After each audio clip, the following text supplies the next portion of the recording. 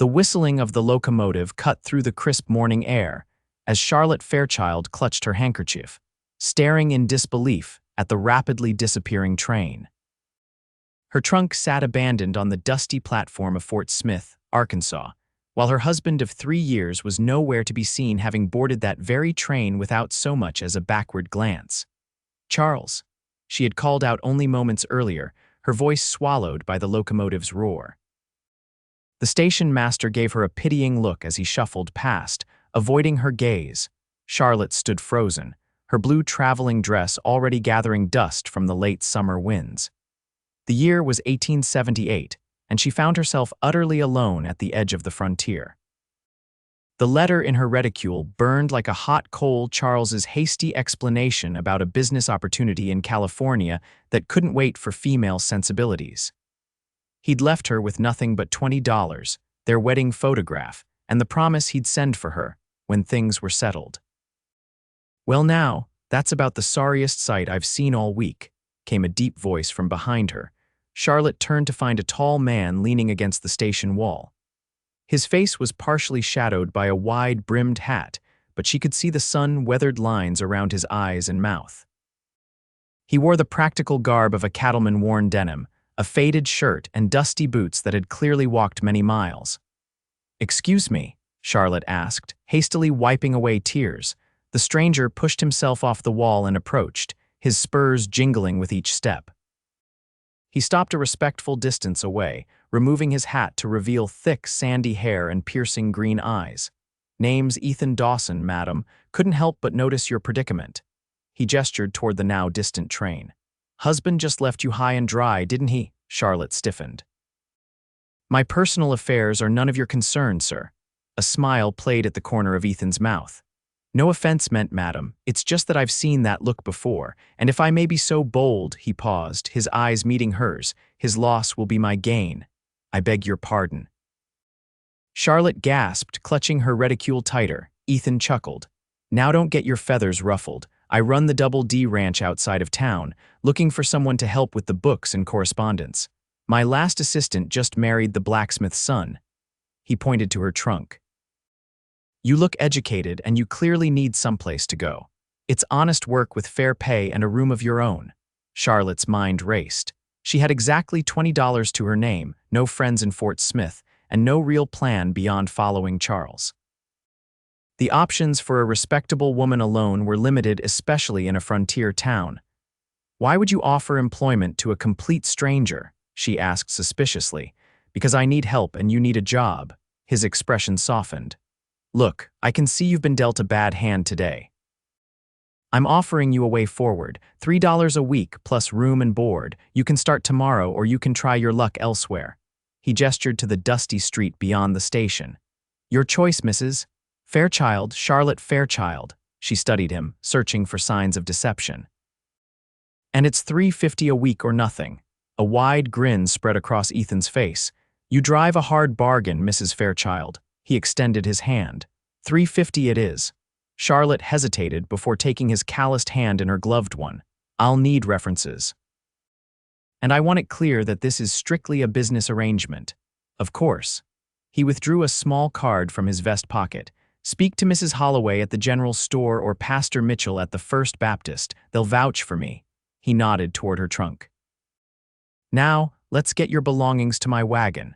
Town's not safe for a lady after dark." As Charlotte watched Ethan lift her trunk with surprising ease, she wondered if she was making another mistake. But the alternative, being penniless in a strange town, was unthinkable. "Just so we understand each other, Mr. Dawson," she said as they walked toward his wagon, "I'm a married woman." Ethan loaded her trunk into the back of a well-maintained wagon and helped her onto the seat. "Doesn't seem like your husband remembers that fact, Mrs. Fairchild." He climbed up beside her and took the reins. "But I respect marriage vows, even when others don't. This is strictly business."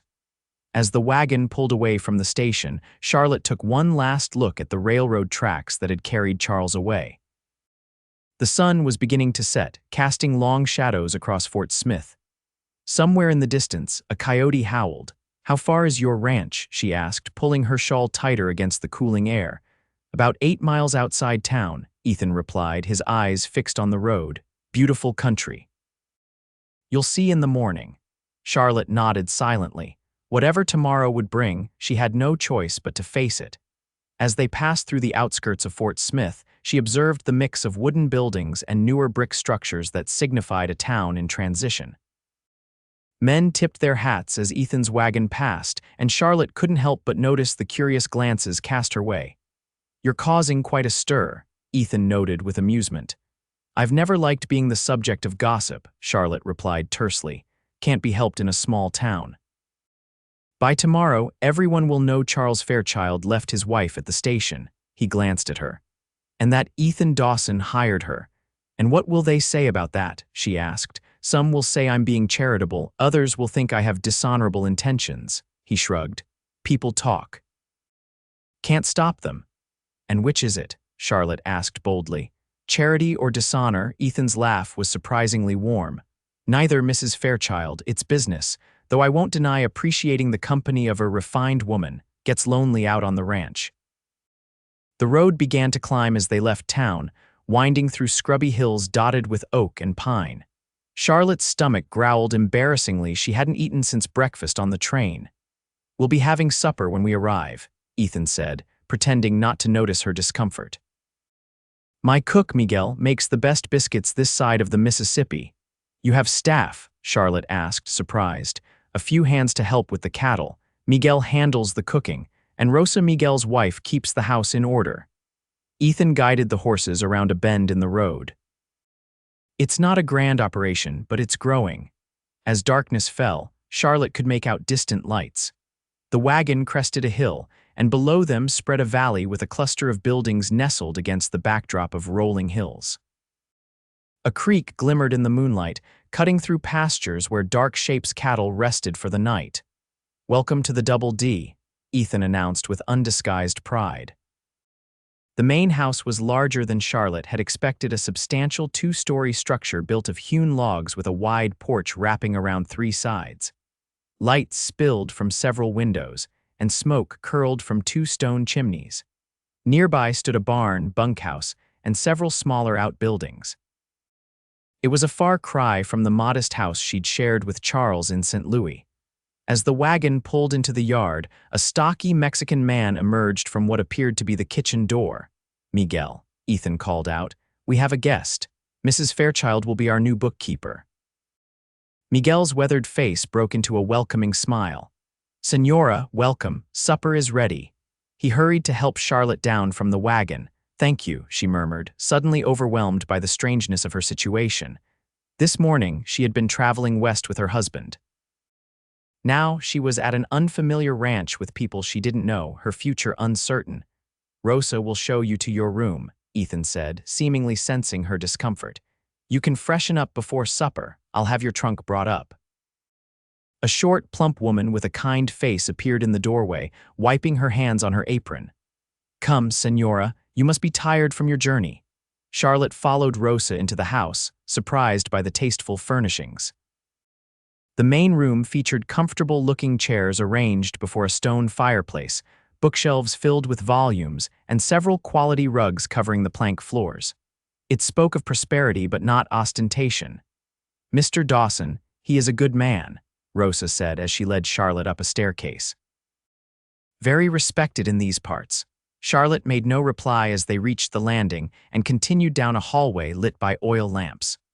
Rosa opened a door to reveal a pleasant bedroom with a four-poster bed, washstand, wardrobe, and small writing desk positioned near a window. "This will be your room."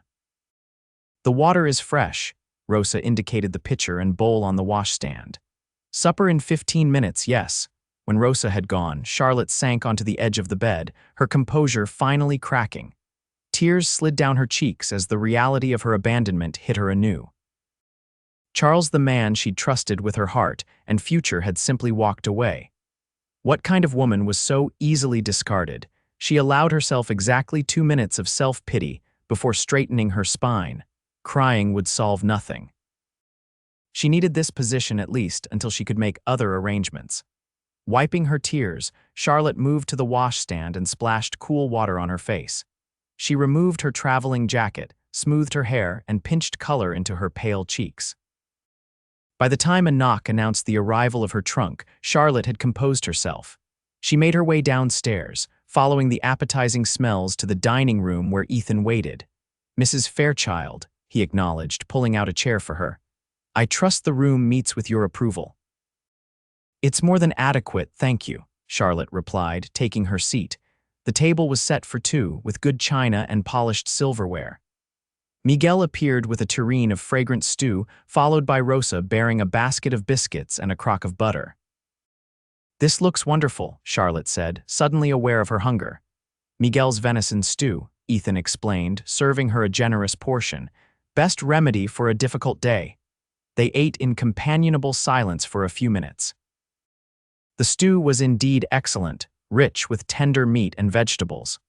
"Tomorrow I'll show you the office and explain your duties," Ethan said eventually. "Nothing too taxing: correspondence, accounts, supply inventories. The previous girl kept things in good order." "Why did you really hire me, Mr. Dawson?" Charlotte asked abruptly. "There must be plenty of people in Fort Smith looking for work."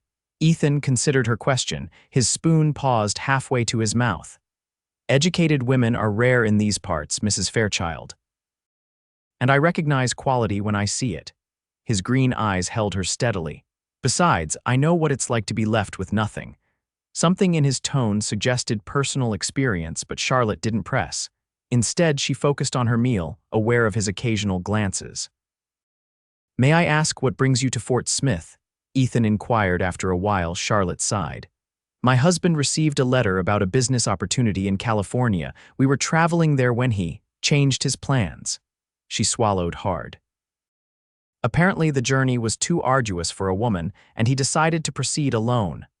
Leaving you stranded at the station," Ethan finished, his expression darkening, "without means or connections." "He left me $20, Charlotte admitted, her cheeks burning with humiliation. Ethan's jaw tightened. Generous of him. "Charles isn't a bad man," Charlotte felt compelled to say, though the words rang hollow even to her own ears. "He simply prioritizes business over sentiment." "A man who abandons his wife is no man at all," Ethan said flatly. "Begging your pardon, Mrs. Fairchild, but your husband sounds like a coward." Charlotte couldn't bring herself to disagree. 3 years of marriage had taught her that Charles valued ambition above all else, including her. Still, hearing a stranger voice such harsh judgment stung. "You don't know him," she said quietly. "I know enough." Ethan pushed his empty plate away. "But it's not my place to criticize. You're welcome here as long as you need, Mrs. Fairchild." "I appreciate that, Mr. Dawson." Charlotte managed a small smile. "And I'll earn my keep." "I've no doubt of that." He stood, folding his napkin. "I'll leave you to get settled. Miguel will clear the table. Breakfast is at 6, but we can make an exception tomorrow if you need more rest." "6 is fine," Charlotte assured him. She had always been an early riser, even in St. Louis where society kept later hours. "Then I'll bid you good night, Mrs. Fairchild." Ethan gave a slight bow. "Welcome to the Double D." After he'd gone, Charlotte lingered at the table, sipping the strong, sweet coffee Miguel had served with dessert, a simple but delicious apple tart. Through the window, she could see stars scattered across the night sky, more brilliant than they ever appeared in the city. The vastness of it made her feel small and vulnerable. What would tomorrow bring? What would the coming weeks hold? And what of Charles? Would he truly send for her once he established himself in California? Part of her hoped he would. Another part, a part she barely recognized, wondered if following him would be yet another mistake. When Charlotte finally retired to her room, she found that Rosa had unpacked her trunk, hanging dresses in the wardrobe and arranging her personal items on the dresser. The photograph of Charlotte and Charles on their wedding day stood in a silver frame by the bed. She turned it face down before slipping beneath the clean, crisp sheets. Despite her exhaustion, sleep eluded her for hours. The unfamiliar sounds of the ranch, distant cattle lowing, the occasional bark of a dog, the creaking of the house itself as it settled kept her alert. When she finally drifted off, her dreams were filled with trains that never stopped, platforms that stretched endlessly, and Charles's face growing smaller and smaller in the distance. Charlotte woke to roosters crowing and early morning light filtering through curtains she didn't recognize. For a moment, she was disoriented. Then yesterday's events crashed over her like a cold wave, and she remembered she was at the Double D Ranch, employed by a stranger, abandoned by her husband. She rose quickly, washed, and dressed in a simple navy skirt and white shirtwaist. Her hair, normally arranged in an elaborate style that took considerable time, she simply pulled back in a practical knot. This was to be her first day as a working woman, and she was determined to present herself as capable and efficient. When Charlotte descended to the dining room, she found Ethan already at the table, reviewing what appeared to be a ledger while sipping coffee. "Good morning, Mrs. Fairchild," he greeted her, rising politely. "I trust you slept well." "Well enough, thank you," Charlotte replied, taking the seat he indicated. In daylight, she could better observe her employer. Ethan Dawson was perhaps 35, with the weathered complexion of a man who spent most of his time outdoors. His sandy hair was neatly trimmed, and his clothes, while practical, were of good quality. There was nothing of the rough cowboy about him, despite his evident comfort in this frontier setting. Miguel appeared with a plate of eggs, bacon, and those promised biscuits. "Good morning, Senora. Coffee." "Please," Charlotte nodded gratefully. Once Miguel had poured her cup and retreated to the kitchen, she turned to Ethan. "I'm eager to begin work, Mr. Dawson. What would you like me to tackle first?" Ethan seemed pleased by her directness. "After breakfast, I'll show you the office and the current state of affairs. The ranch is growing, and the paperwork has become more than I can manage while overseeing operations." He tapped the ledger before him. "I'm afraid I'm better with cattle than columns of numbers." Charlotte took a bite of the excellent eggs. "How large is your operation, Mr. Dawson?" 5,000 acres, most of it grazing land, 300 head of cattle, 30 horses. Pride tinged his voice. "Started with just 50 acres and 20 head 8 years ago." "That's impressive," Charlotte said sincerely. "You must be very dedicated." "The West rewards hard work," Ethan replied, "and I had good teachers." He hesitated. "My parents died when I was young. I was raised by the Chandlers, a ranching family near Dallas. Mr. Chandler taught me everything I know about cattle." "I'm sorry about your parents," Charlotte said softly. Ethan shrugged. "It was a long time ago. Cholera took them both within a week of each other. I was 10. His matter-of-fact tone suggested he'd made peace with his loss. "The Chandlers gave me a home and purpose. I owe them everything." "Is that why you offered me a position? Because someone once helped you?" A smile played at the corners of his mouth. "Partly, but mostly because I genuinely need help with the books." "And I suspect you need more than just employment right now, Mrs. Fairchild. You need time to decide your next steps." His perception was uncomfortably accurate. Charlotte focused on her breakfast, aware of his steady gaze. After they'd eaten, Ethan led her to a small room off the main hall. A large desk dominated the space, covered with neat stacks of papers. Bookshelves lined one wall, filled with reference volumes, ledgers, and what appeared to be agricultural journals. 2 windows provided ample light, offering views of the pastures beyond the house. "This will be your domain," Ethan explained, gesturing around the room. "Everything related to the business operations of the Double D is here. Correspondence, accounts, supply inventories, cattle records, payroll for the hands." He pointed to a large safe in one corner. "Financial matters are kept secure, of course. I'll give you the combination once you're settled." Charlotte moved to the desk, examining the organizing system. Everything appeared to be in reasonable order, though she could see areas for improvement. "What exactly would my duties entail?" she asked. "Managing correspondence with suppliers and buyers, keeping the books balanced, tracking expenses and income, maintaining records of our livestock births, deaths, sales." Ethan leaned against the doorframe. "I've been handling it myself, but as we've grown, it's become too much." "I need to focus on operations," Charlotte nodded. "I managed my father's household accounts before I married. This seems similar, just on a larger scale." "Your father was in business." He owned a small publishing house in St. Louis, nothing grand but respectable. Charlotte ran her fingers along the edge of the desk. "He always said I had a good head for figures." "And your husband, what was his profession?" Charlotte hesitated. "Charles worked for a shipping company. He handled contracts with merchants." She didn't add that Charles had been a junior clerk when they married, ambitious but not particularly successful. Her father's connections had secured him better positions over the years. I see. Ethan's tone suggested he understood more than she'd said. Well, Mrs. Fairchild, do you think you can bring order to my chaotic finances? Charlotte surveyed the room, already mentally reorganizing the systems. I believe I can, Mr. Dawson, though I might suggest a few changes to your filing method. By all means. He gestured expansively. I'll leave you to get acquainted with everything. Feel free to ask Rosa or Miguel if you need anything. I'll be checking the north pasture this morning, but should return by noon. After Ethan departed, Charlotte spent the morning familiarizing herself with the ranch's records. The previous bookkeeper had been competent, though her system lacked sophistication. By lunchtime, Charlotte had developed a plan to streamline the accounting process and create a better inventory tracking system. She was deep in concentration when a knock interrupted her. Looking up, she found Rosa at the door with a tray.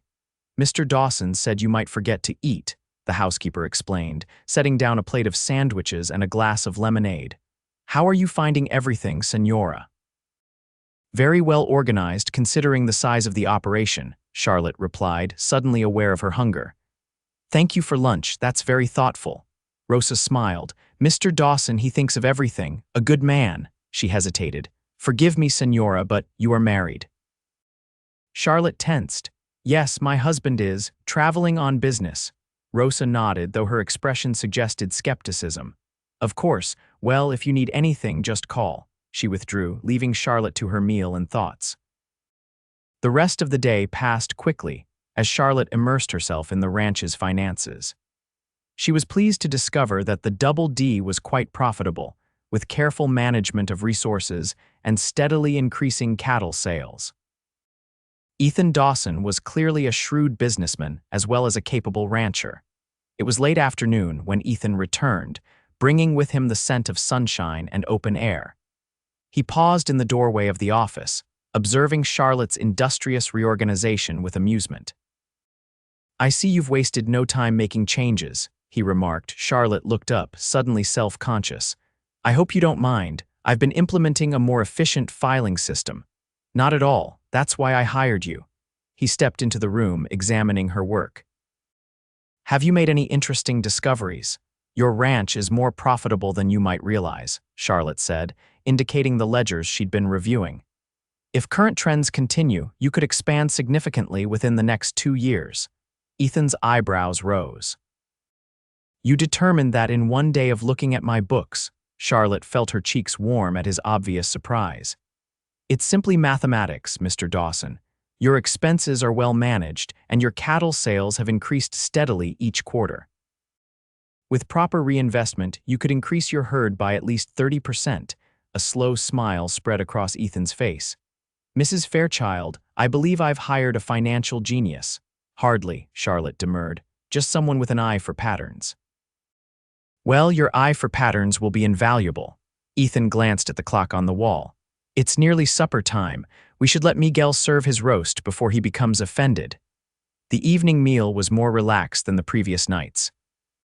Charlotte found herself telling Ethan about growing up in St. Louis, her father's small publishing house, and her education at a respectable girls' seminary.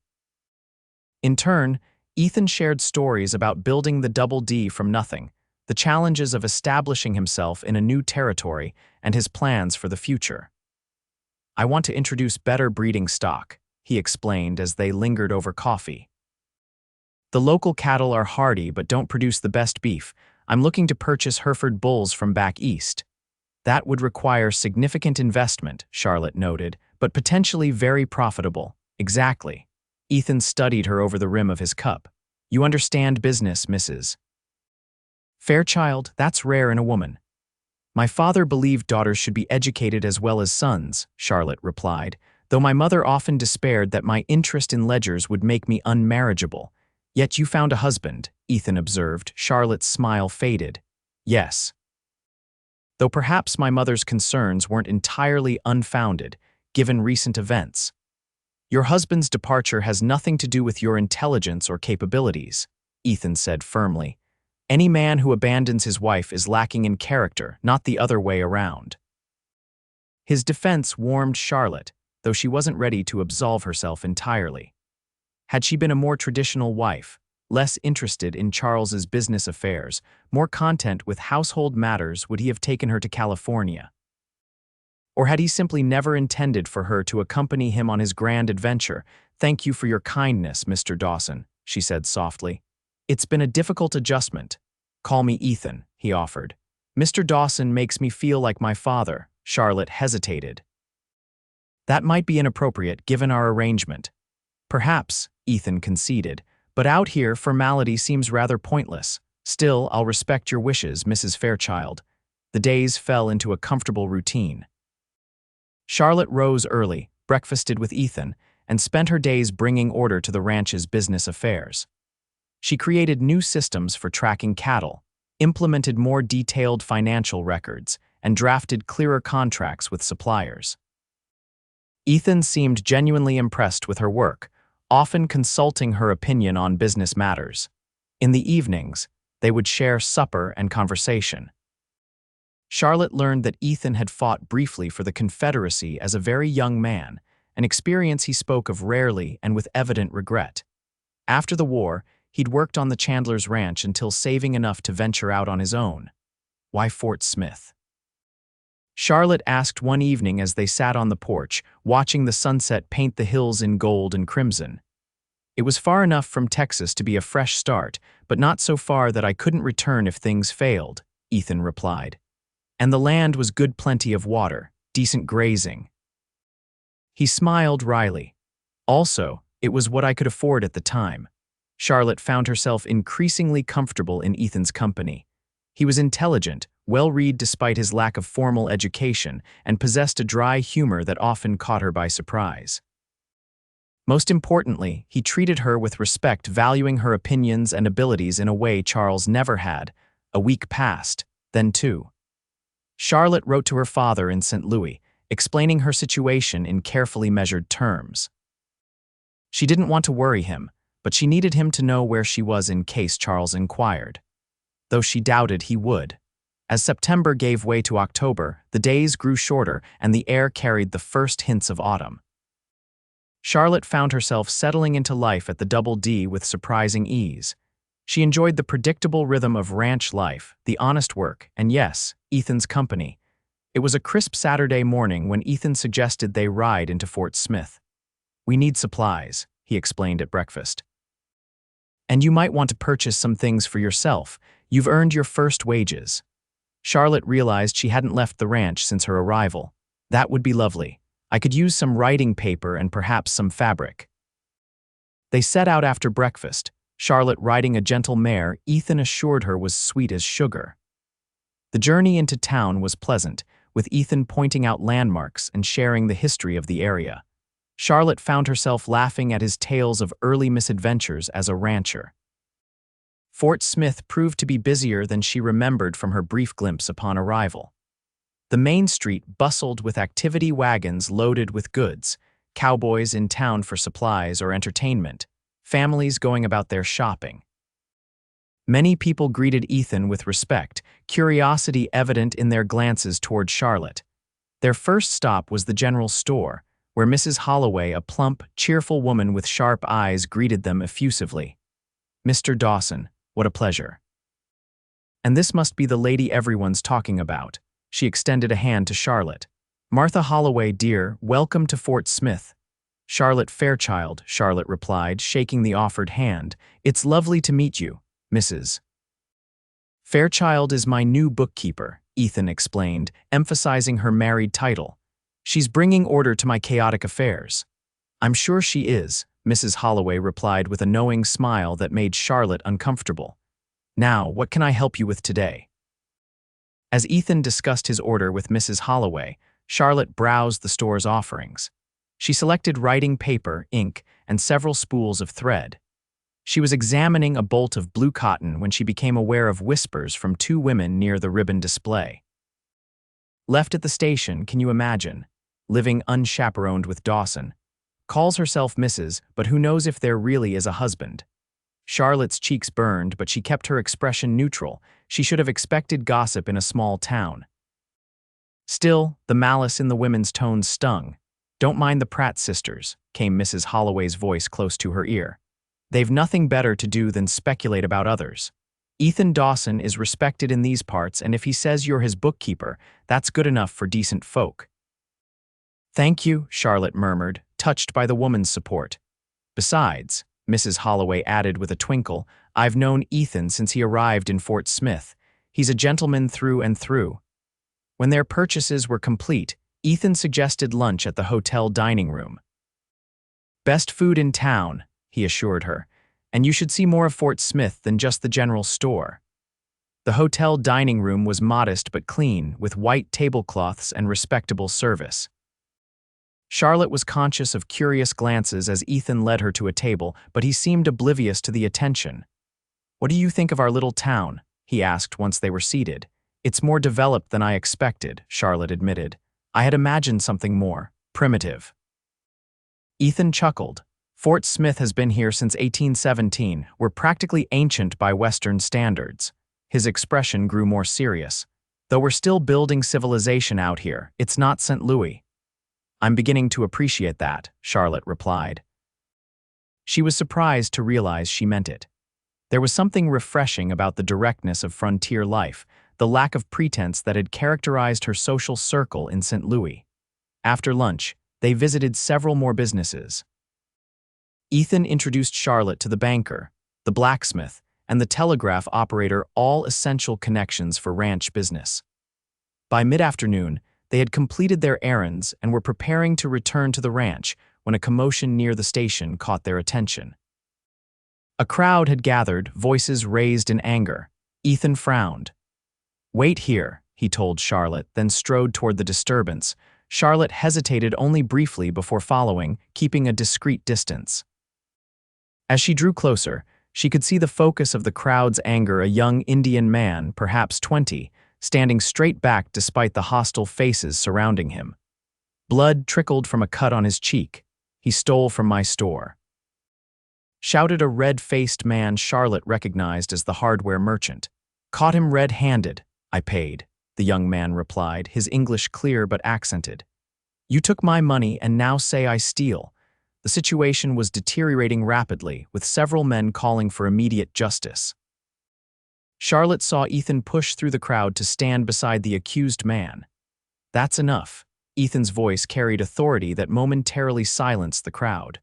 "What exactly happened here, Miller?" the hardware merchant puffed up indignantly. "This Indian came into my store, picked up supplies, and walked out without paying." "I paid," the young man repeated firmly. $2 for nails and tools. He took money, then called me thief." "He's lying," Miller spat. "You can't trust these savages." Charlotte saw Ethan's jaw tighten. "Joseph Fairchild has traded with me for years. He's honest." He turned to the young man. "Joseph, did you get a receipt?" The young man shook his head. "He never give receipt to my people." Ethan reached into his pocket and withdrew $2 silver. "Here's your payment, Miller. Now give Joseph his purchases and let's end this." Miller hesitated, obviously torn between his anger and his respect for Ethan's position in the community. Finally, he snatched the coins and thrust a small parcel at Joseph. "Keep him away from my store in the future, Dawson." As the crowd dispersed, Charlotte approached Ethan and the young man. "Thank you, Mr. Dawson," Joseph said quietly. "They would have hurt me."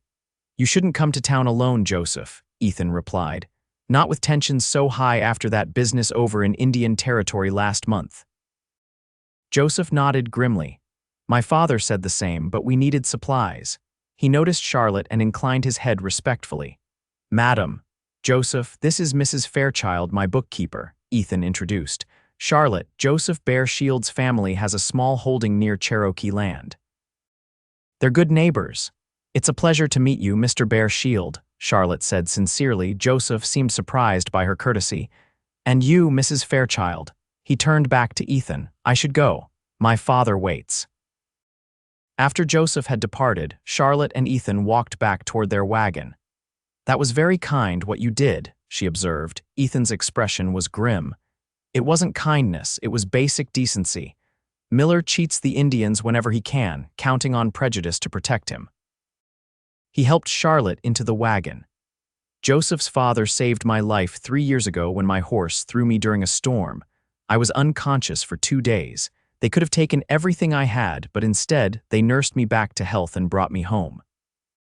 The ride back to the ranch was quieter than their journey into town. Charlotte found herself reflecting on the incident, the casual cruelty, the assumption of guilt based solely on heritage, and Ethan's unhesitating intervention. It revealed aspects of his character that impressed her deeply. As the weeks passed, Charlotte found herself thinking of Charles less frequently. Occasionally, she wondered if he would write, explaining his abrupt departure or asking her to join him in California. But as October turned to November with no word, she began to accept that her marriage might truly be over. Meanwhile, her relationship with Ethan evolved from employer-employee to something approaching friendship. They often spent evenings in the parlor, Charlotte reading or sewing, while Ethan reviewed agricultural journals or played solitaire. They discussed books, politics, and the future of the ranch. Sometimes, when Miguel played his guitar on the porch, they would sit together in comfortable silence, watching the stars. It was during one such evening in late November that Ethan broached a delicate subject. "Winter's coming," he observed as they sat before the fire. "Have you given thought to your plans?" Charlotte's hands stilled in her needlework. "I've been focused on the present," she admitted, "but I suppose I can't remain your bookkeeper indefinitely." "Why not?" Ethan's question was simple, his gaze steady. "You do excellent work. The ranch is more profitable than ever under your management." "Because I'm a married woman, Mr. Dawson," Charlotte reminded him gently, "and despite appearances, I still have obligations to consider." Ethan leaned forward, his expression serious. "It's been nearly 3 months, Charlotte. No letters, no telegrams. At what point do you acknowledge that Charles has abandoned his obligations to you?" It was the first time Ethan had used her given name, and the intimacy of it sent a strange flutter through her chest. "It's not that simple," she protested. "Legally, I'm still bound to him. Legally, perhaps, but morally. He left you with $20 at a train station in a strange town." Ethan's voice held an edge of anger. "He forfeited any claim to your loyalty the moment he boarded that train." Charlotte rose and moved to the window, needing distance from Ethan's intensity and the uncomfortable truth of his words. Outside, the first snowflakes of the season were beginning to fall, delicate against the darkness. "I've spoken to Judge Patterson," Ethan continued more gently. "Under territorial law, abandonment is grounds for divorce. After 6 months, you could petition the court." Charlotte turned, startled. "You consulted a judge about my marital situation." "I asked a general question about territorial law," Ethan clarified. "I wouldn't presume to make such decisions for you, but I wanted you to know your options." "Why?" The question escaped before Charlotte could consider its implications. Ethan stood and approached, stopping a respectful distance away. "Because I care what happens to you, Charlotte. Because in 3 months, you've become important to me." The admission hung between them, charged with unspoken meaning. Charlotte felt her heart racing, confused by the tumult of emotions his words evoked. "That's very kind," she managed finally. "It's not kindness," Ethan said quietly, echoing his words from that day in Fort Smith. "It's the truth." He hesitated, then added, "I told you the day we met that your husband's loss would be my gain. I meant it then as a simple business matter. But now—" "Please don't," Charlotte whispered, though whether she was asking him not to speak or not to stop, she couldn't have said. Ethan nodded, respecting her confusion. "I've said enough for tonight. Just think about your future, Charlotte, about what you want, not what obligation dictates." He moved toward the door. "Good night." After he'd gone, Charlotte remained by the window, watching the snow fall more heavily. Ethan's words had disturbed her carefully maintained equilibrium. She had been existing in a sort of limbo, not fully accepting Charles's abandonment, yet building a new life at the Double D. Ethan was forcing her to confront realities she'd been avoiding. Did she want Charles to send for her? The answer, she realized with surprise, was no. The man who could leave her as he had wasn't someone she wished to build a life with. But divorce. The scandal would devastate her parents. And yet, the alternative remaining legally bound to a man who had discarded her seemed increasingly intolerable. And then there was Ethan. Charlotte couldn't deny the growing attraction between them. He was everything Charles was not: honorable, considerate, and genuinely interested in her thoughts and capabilities. When had her feelings shifted from gratitude to something deeper? Charlotte slept poorly that night, troubled by conflicting emotions and uncertain futures. The morning brought no clarity, but it did bring a distraction in the form of ranch business. One of the hands had discovered damage to the fence line in the north pasture, potentially allowing cattle to wander onto neighboring property. Ethan organized a repair crew and rode out immediately after breakfast. Left to her own devices, Charlotte buried herself in work. There were quarterly reports to prepare, supply inventories to check, and correspondence to manage. The methodical tasks soothed her, providing structure amid emotional chaos. She was so absorbed that she barely noticed the passage of time until Rosa appeared at the office door, her expression concerned. "Senora, there is a man asking for you," the housekeeper said hesitantly. Charlotte looked up, puzzled. "For me? Who is it?" "He says he is your husband." The words struck Charlotte like a physical blow. For a moment she couldn't breathe, couldn't think. "Charles, here?" Rosa nodded. "He waits in the parlor. Should I bring coffee?" "Yes, no, I don't know." Charlotte smoothed her hair with trembling hands. "Yes, bring coffee. And perhaps something to eat." As Rosa departed, Charlotte tried to compose herself. Charles was here. After 3 months of silence, he had found her. Why? What did he want? And why now, just when she was beginning to imagine a future without him? Taking a deep breath, Charlotte left the safety of the office and made her way to the parlor. Charles stood by the fireplace, examining a small bronze sculpture of a horse. He looked much as she remembered, handsome in a conventional way, with dark hair neatly trimmed and clothes fashionable despite the dust of travel. At her entrance, he turned, his expression a mixture of relief and something else she couldn't quite identify. "Charlotte," he said, stepping toward her. "Thank God, I've been searching for weeks."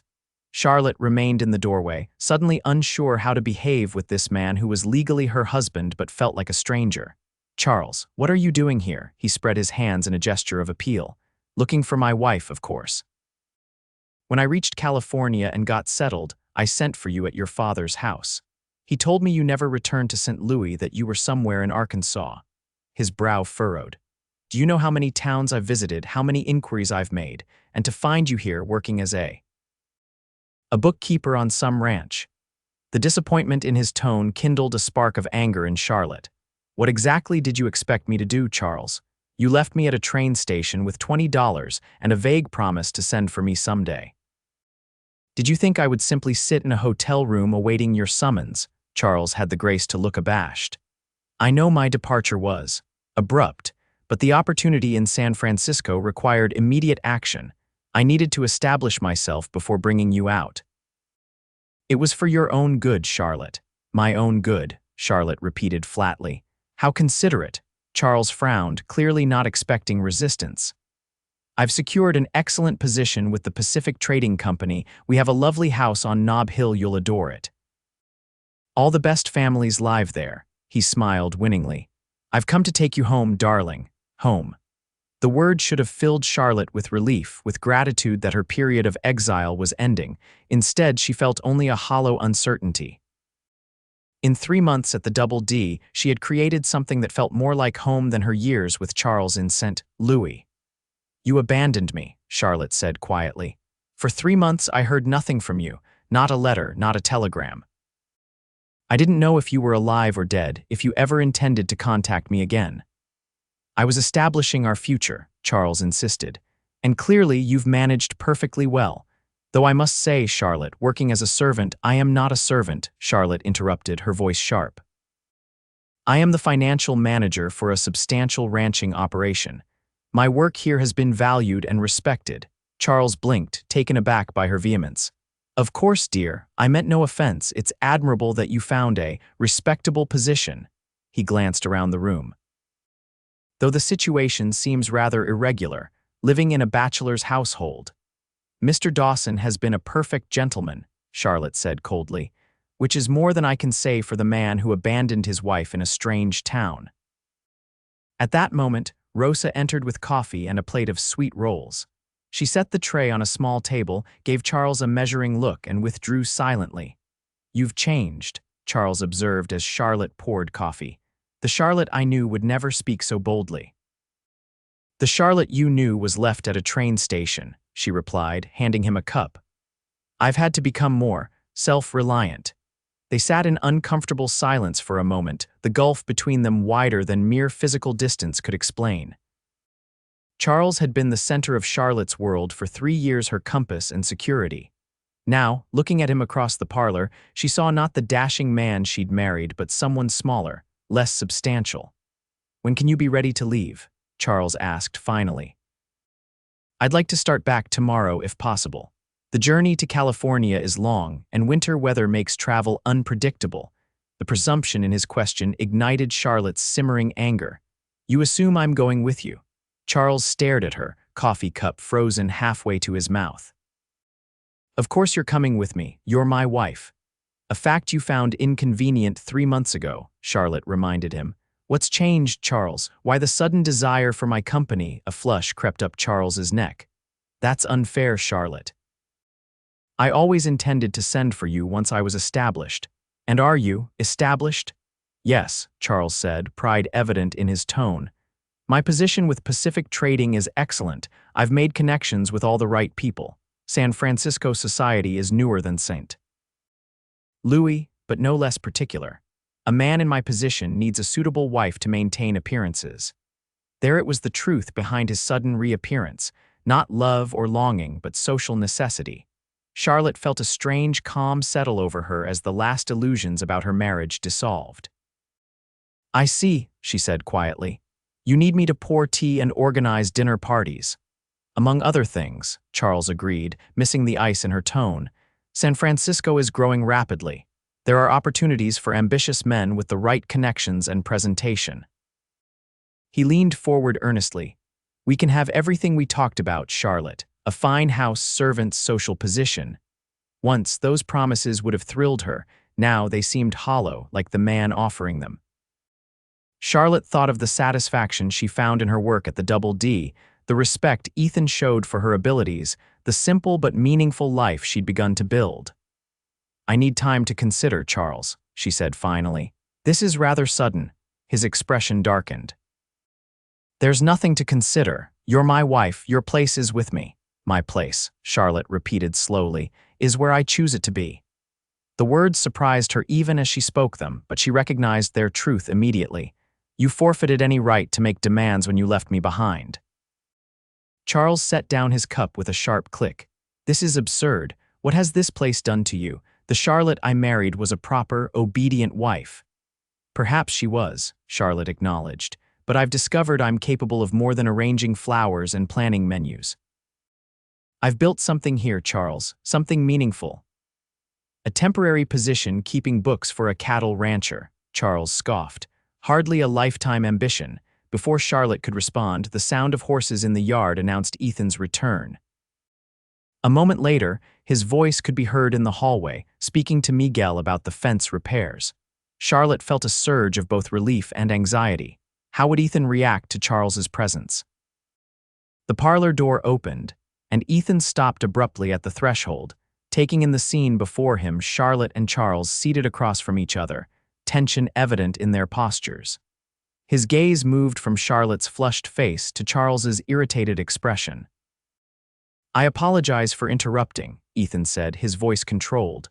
"Miguel mentioned we had a visitor." Charlotte rose quickly. "Mr. Dawson, this is my husband, Charles Fairchild. Charles, this is Ethan Dawson, owner of the Double D." The two men sized each other up, neither extending a hand. Charles's lip curled slightly as he noted Ethan's work clothes and weathered appearance. "So you're the man who's been employing my wife," Charles said, his tone just short of insulting. "I am," Ethan replied evenly. "Mrs. Fairchild has been an invaluable asset to my operation." "Yes, well, your operation will need to find a replacement. I've come to take Charlotte to California." Ethan's expression didn't change, but Charlotte saw his jaw tighten. He looked at her, a silent question in his eyes. We were just discussing that, Charlotte said carefully. I explained that I need time to consider. Charles made an impatient sound. There's nothing to consider. Charlotte is my wife. Her place is with me. I believe that's for Mrs. Fairchild to decide, Ethan replied, his tone deceptively mild. She's a grown woman, not a possession. This is none of your concern, Dawson, Charles snapped. This is between me and my wife. When you abandoned her at my town's train station, you made it my concern, Ethan replied, steel entering his voice. When you left her with $20 and no word for 3 months, you made it my concern. Charles's face darkened with anger. How dare you interfere in my marriage, Charlotte? Get your things. We're leaving? No. Charlotte's refusal was quiet but firm. I told you I need time to think. I won't be ordered about like a child, Charles. This is outrageous. Charles turned to Ethan. What have you done to her? The Charlotte I knew would never defy her husband this way. I've done nothing except treat her with the respect she deserves, Ethan replied. Perhaps that's the difference. The tension in the room was palpable. Charlotte feared the men might come to blows, with Charles's face flushed with indignation and Ethan's eyes cold with barely controlled anger. I think we all need time to calm down, she intervened.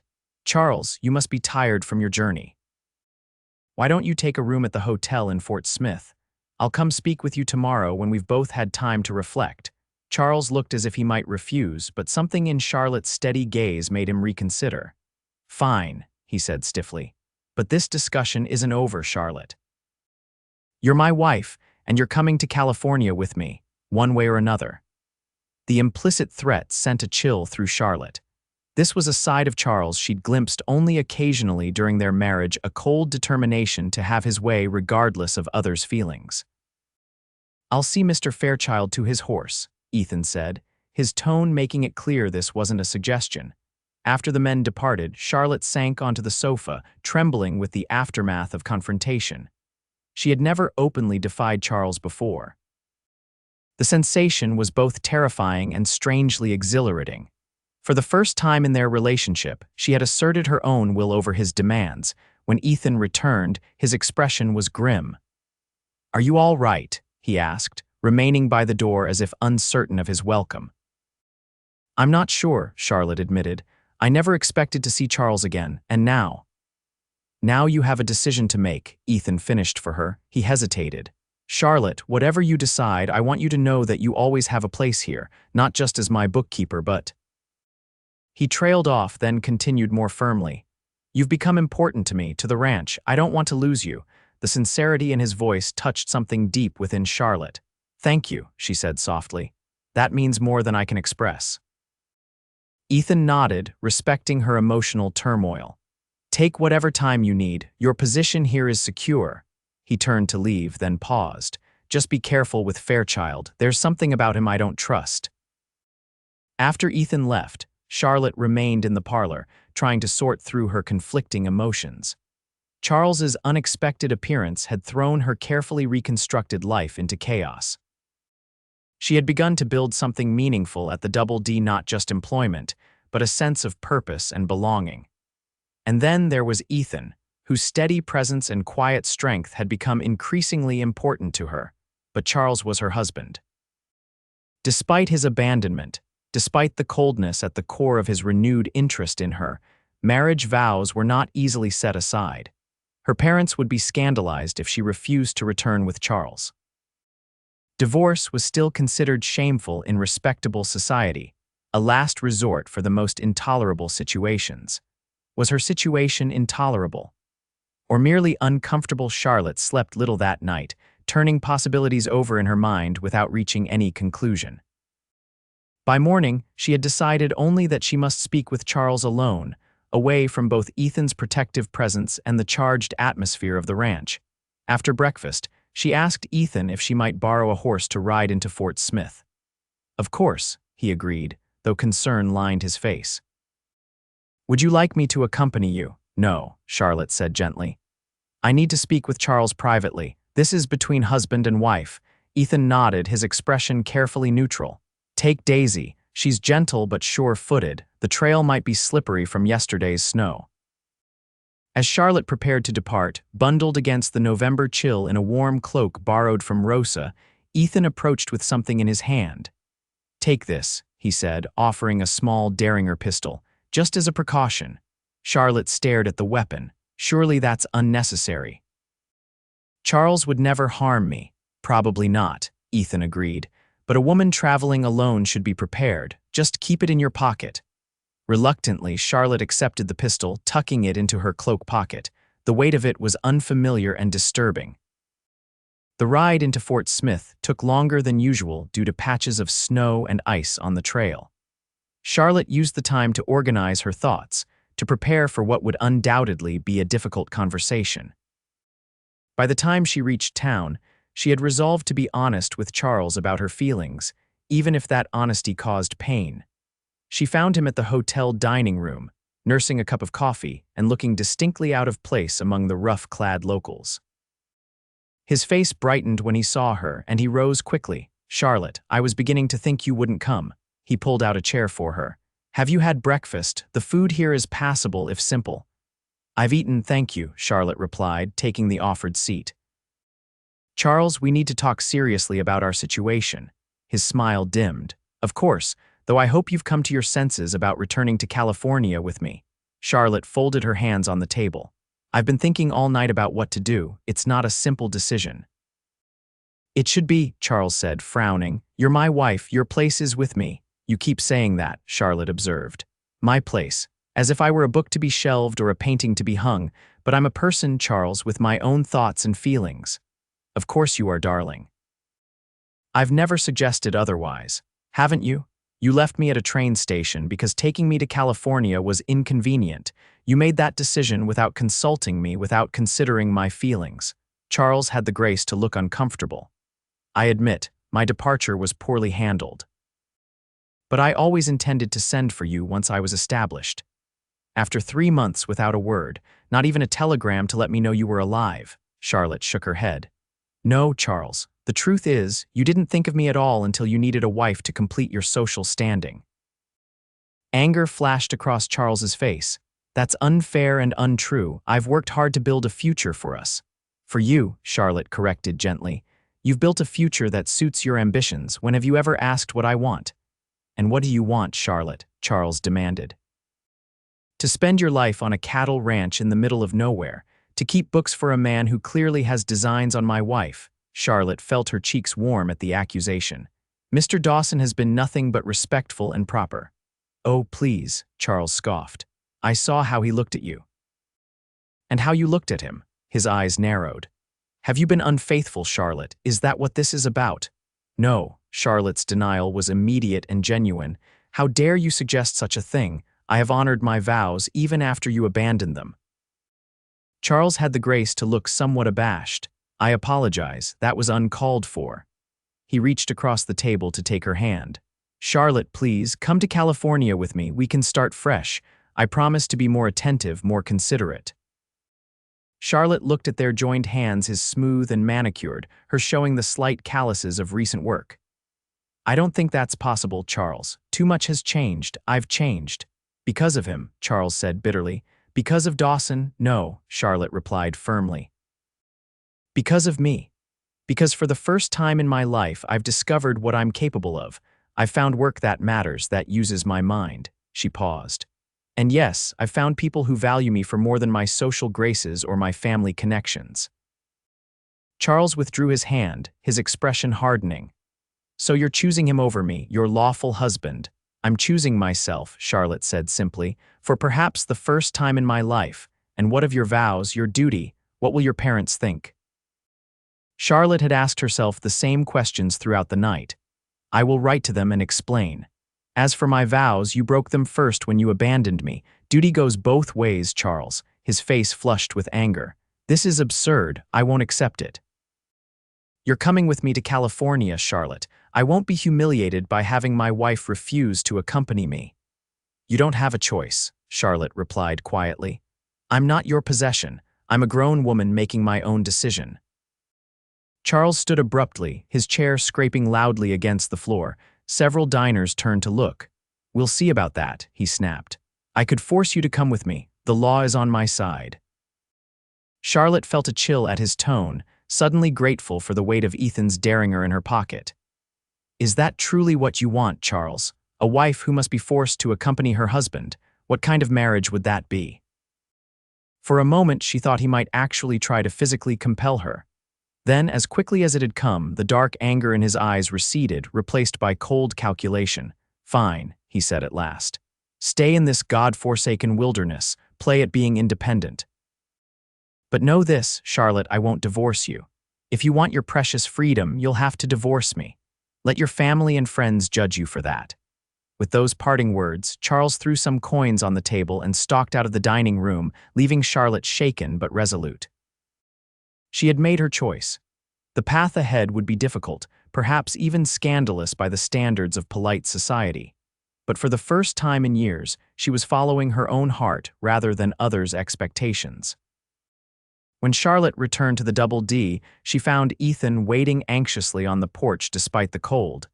He hurried to help her dismount, his face full of questions he didn't voice. Charles has gone, she said simply. He's returning to California without me. Relief washed over Ethan's features. You're staying then, Charlotte nodded, if you'll still have me. Always, Ethan replied, the single word laden with meaning beyond her employment at the ranch. That evening, after supper, they sat before the fire in the parlor, the crackling flames the only sound for several comfortable minutes.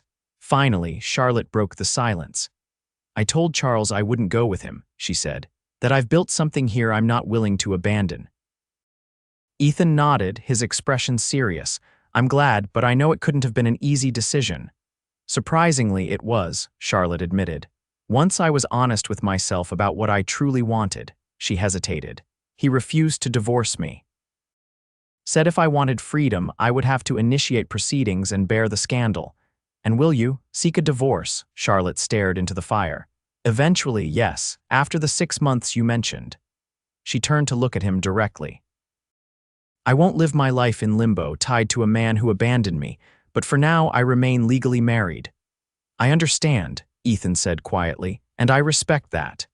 But, Charlotte prompted, sensing his unspoken thoughts. Ethan met her gaze steadily. But I meant what I said, Charlotte. You've become important to me, more than important. He leaned forward, his expression earnest. I'll wait, however long it takes, and when you're free, truly free, I hope you'll consider a future that includes me, not just as your employer. The directness of his declaration made Charlotte's heart race. It was both terrifying and exhilarating to be wanted so openly, so honestly. I care for you too, Ethan, she admitted softly. More than I should, given my situation, but I need time. Time to be certain, to be sure I'm not simply trading one dependence for another. Take all the time you need, Ethan replied. I'm not going anywhere. The months that followed were a strange mixture of contentment and anticipation. Charlotte continued her work at the ranch, expanding her responsibilities as Ethan came to rely more on her business acumen. Together, they implemented the breeding program he had envisioned, investing in quality Hereford bulls that would improve the ranch's stock. Winter settled fully over the Arkansas frontier, bringing snow-covered hills and long evenings by the fire. Christmas was celebrated with simple but heartfelt festivities, a tree cut from the northern pasture, decorated with popcorn strings and paper ornaments made by Rosa. Miguel prepared a feast, and even the ranch hands joined in singing carols. Through it all, Ethan remained true to his word, respectful of Charlotte's situation, never pressing for more than she was ready to give. Their friendship deepened, their mutual respect and affection growing with each passing day. Sometimes, Charlotte would catch him watching her with such tenderness that her breath would catch, but he never overstepped the boundaries she had established. In late February, a letter arrived from Charlotte's father. She had written to her parents after Charles's departure, explaining the situation as gently as possible. Her father's response was supportive, if concerned. My dearest daughter, your mother and I were distressed to learn of Charles's inexcusable behavior. No gentleman abandons his wife as he abandoned you. While divorce is a serious step, we support whatever decision you make. Your happiness is our primary concern. As to this, Mr. Dawson, we naturally have reservations. However, your description of his character and conduct gives us hope that you have found a worthy companion. Perhaps, when weather permits, your mother and I might visit Fort Smith to meet the man who has been so kind to our daughter. Until then, know that you remain in our prayers and thoughts. With deepest affection, your father. The letter brought tears to Charlotte's eyes, tears of relief and gratitude. She had feared condemnation, or at least stern admonishment to reconcile with Charles for propriety's sake. Instead, her parents offered understanding and support. When she showed the letter to Ethan, his smile was warm. "I look forward to meeting your parents," he said simply. "They sound like people of sense and compassion."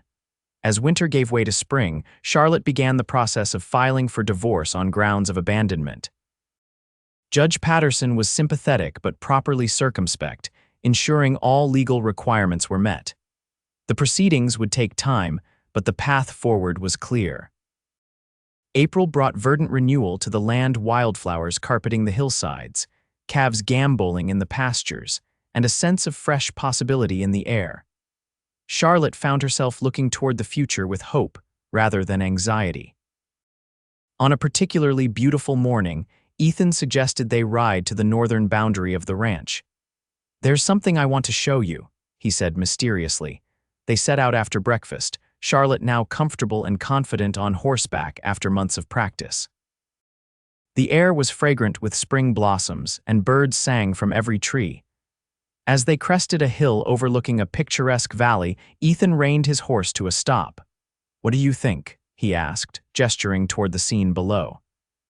Charlotte gazed at the valley, a stream winding through rich grassland, stands of oak and pine providing natural shelter, wildflowers dotting the meadows in patches of vivid color.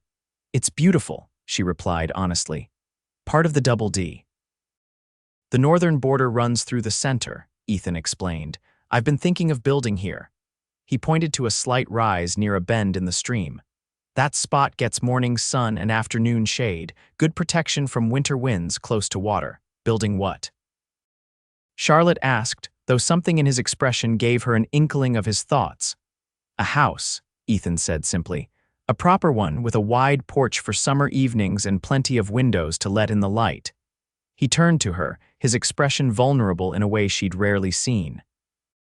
"I've been drawing plans all winter," Charlotte's heart quickened. "It sounds lovely, but why here so far from the main ranch?" Ethan's gaze held hers. "Because I hoped it might be our home someday when you're free." He dismounted and moved to help her from her horse. When they were both standing in the spring grass, he took her hands in his.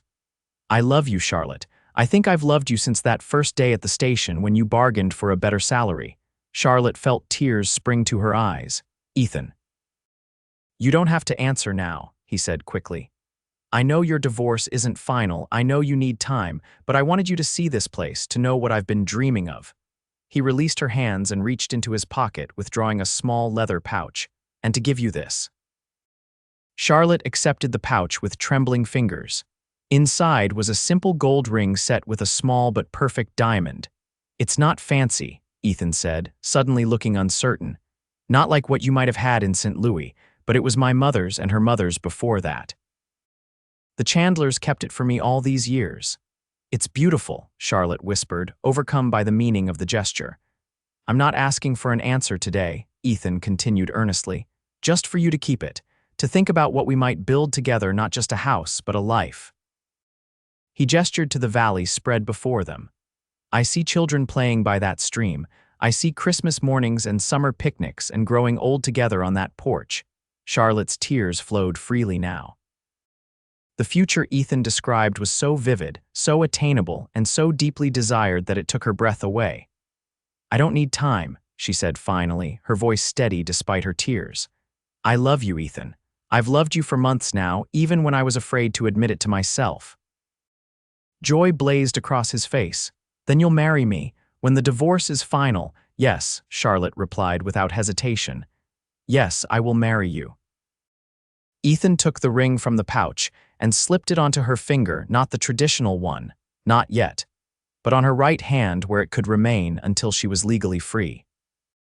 Then he drew her close, and for the first time, kissed her beneath the vast Arkansas sky, surrounded by the promise of spring and new beginnings. The months that followed were filled with both anticipation and purposeful activity. Charlotte's divorce proceedings continued, with Judge Patterson assuring her that all would be finalized by late summer. Ethan began preparations for the new house, hiring a skilled carpenter from Fort Smith and ordering special materials that would need to be shipped from St. Louis. In June, Charlotte's parents arrived for a visit, approaching the frontier with a mixture of trepidation and curiosity. Gerald Finch was a distinguished-looking gentleman with silver at his temples and the same blue eyes as his daughter. Margaret Finch was a petite, elegant woman, whose initial reserve quickly melted in the face of Ethan's sincere hospitality. "Your Mr. Dawson is not what I expected," Margaret confided to Charlotte as they sat on the porch one evening, watching Ethan and Gerald discuss ranch operations with surprising animation. "He's quite substantial," Charlotte smiled at her mother's careful choice of words. "He's a good man, Mother, honorable and kind, and he loves me not for what I represent or what I can do for him, but for who I am." Margaret patted her daughter's hand. "I can see that, and I can see that you love him too," she sighed. "I worried when I received your letter. Divorce is such a serious matter, but having met Charles and now Ethan, I understand your choice completely." Her gaze sharpened. "Though I'm still disappointed in Charles, we raised him better than to abandon a wife at a train station of all things." Charlotte blinked in confusion. "Raised him?" "Mother, what do you mean?" Margaret looked equally puzzled. "Charles is my sister's boy, Charlotte. You know that. We practically raised him after Amelia died. Charles Fairchild is my cousin." Charlotte felt as if the ground had shifted beneath her. "Why wasn't I told this before we married?" "Of course you were told," Margaret insisted. "Perhaps not in so many words, but surely you knew. Everyone in St. Louis knows the connection." Charlotte's mind raced through memories of her courtship with Charles. There had been comments she hadn't understood, exchanged glances at their engagement party, her father's initial reluctance. "I didn't know," she said faintly. "No one ever explicitly told me." Margaret's hand flew to her mouth. "Oh, my dear, we assumed. That is, I thought." She trailed off, clearly distressed. "It wasn't a close blood relation. Your grandmother and Charles's grandmother were sisters, but still, it's customary to acknowledge such connections before marriage." "Charles never mentioned it," Charlotte said slowly. "Not once in 3 years of marriage." The implications were disturbing. Had Charles deliberately concealed their kinship? Was that why he had pursued her so determinedly, despite her father's initial objections? The Finch name carried weight in St. Louis business circles, and Charles had certainly benefited from the connection. When Charlotte related the conversation to Ethan that night, his expression darkened. "He married his own cousin without telling her. That crosses a line from ambitious to unscrupulous." "It explains so much," Charlotte said thoughtfully. "My father's reluctance to bless the match, the whispers at our engagement party." She shook her head. "I was so naive." Ethan took her hand, his touch reassuring. "You were young and trusting. The fault lies with those who should have been more explicit, especially Charles." He kissed her fingertips. "But now you're wiser and stronger, and our future is untainted by deception." By August, Charlotte's divorce was finalized with minimal scandal. Judge Patterson had handled the matter discreetly, and most of Fort Smith's residents had long since accepted that Charlotte Fairchild belonged at the Double D Ranch. On a perfect September day, with the hills painted in early autumn gold, Charlotte Finch married Ethan Dawson in a simple ceremony on the site of their future home. The foundation had been laid, and the frame was rising, a physical embodiment of the life they were building together. Pastor Mitchell officiated, while Charlotte's parents, the ranch hands, and a small gathering of friends from Fort Smith watched with approval. Joseph Bear Shield and his family brought gifts of beautifully crafted blankets and pottery. Even Mrs. Holloway closed her store for the day to attend, bringing a magnificent wedding cake. Charlotte wore a gown of ivory silk that her mother had helped sew, with wildflowers in her hair instead of an elaborate veil. Ethan looked handsome and slightly nervous in a new suit, his eyes never leaving Charlotte as she walked toward him on her father's arm. Their vows were simple, but heartfelt promises of love, respect, and partnership that moved many in the audience to tears. When Pastor Mitchell pronounced them husband and wife, Ethan's kiss was both tender and full of promise. The celebration lasted well into the evening, with Miguel's guitar providing music for dancing under lantern light. As the stars emerged in the clear sky, Ethan led Charlotte away from the festivities to a quiet spot overlooking the valley that would soon be their home. "Happy, Mrs. Dawson?" he asked, his arms encircling her waist from behind.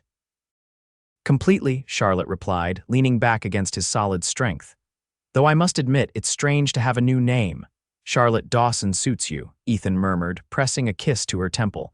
"Strong, beautiful, and distinctly Western." She turned in his arms to face him. "Thank you for finding me that day at the station, for offering me more than just employment.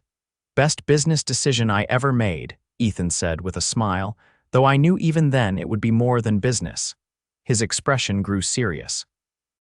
"I meant what I said that day. His loss truly was my gain. But more importantly, I think it was your gain too. You found your strength, your independence." "And love," Charlotte added softly.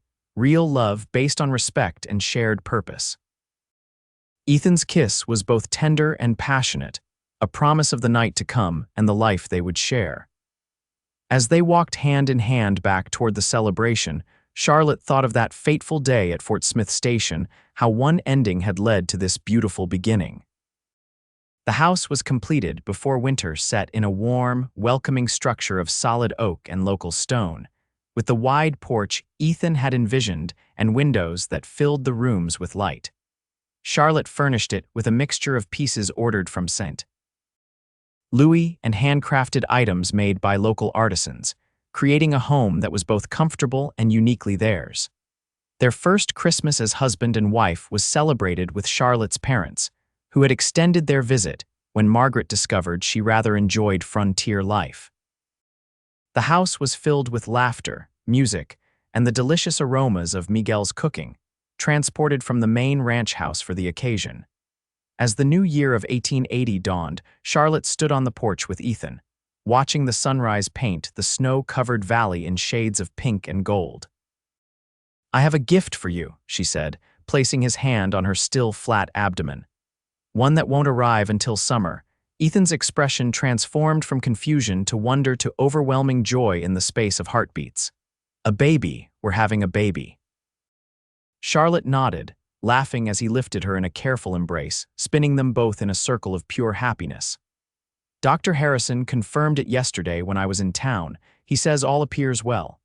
Ethan set her gently on her feet, his hands cradling her face with infinite tenderness.